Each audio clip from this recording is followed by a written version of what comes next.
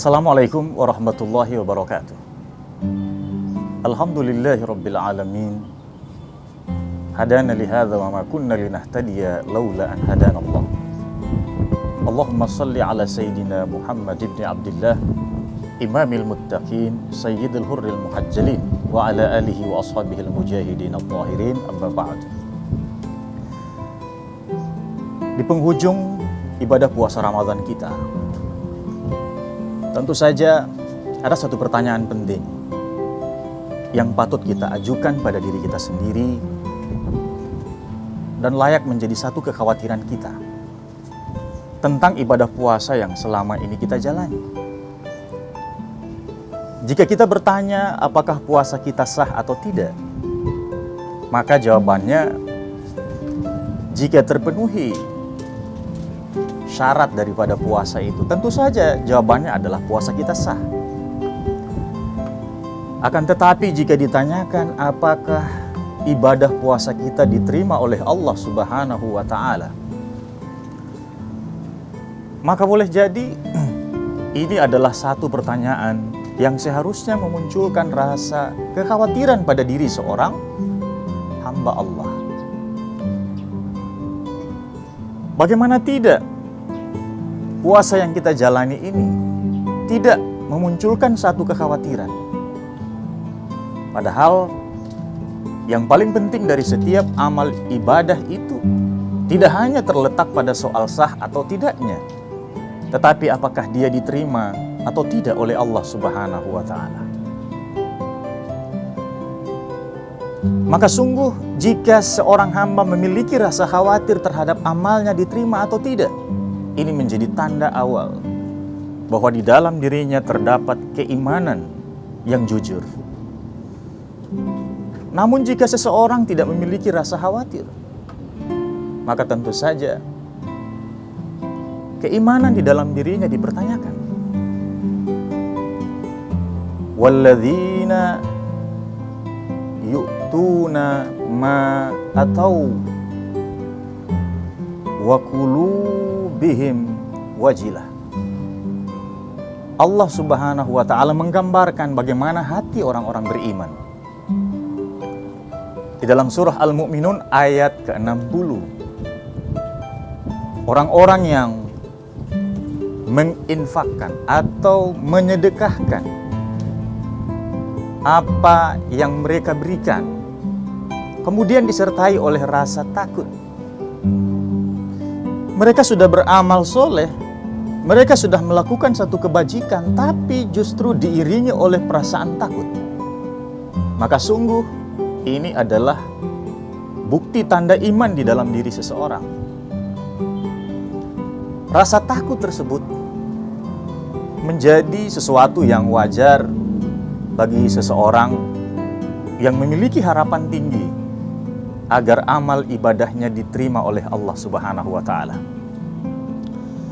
Maka olehnya itu kita patut memahami apa sesungguhnya yang menjadi tanda amal ibadah seseorang itu diterima oleh Allah Subhanahu wa Ta'ala.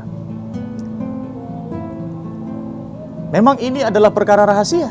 Tidak ada yang mengetahui apakah ibadah itu diterima oleh Allah atau tidak. Sama dengan rahasia kematian, Allah merahasiakannya. Tetapi ingat, di balik setiap rahasia ada bagian manusia untuk ia pahami dari rahasia itu. Apakah bagian manusia itu? Membaca tanda-tanda dari rahasia. Kapan Allah menurunkan hujan? Maka ada tanda turunnya hujan tersebut. Bagaimana sebuah amal itu dapat sampai kepada Allah dan diterima oleh Allah Subhanahu wa Ta'ala?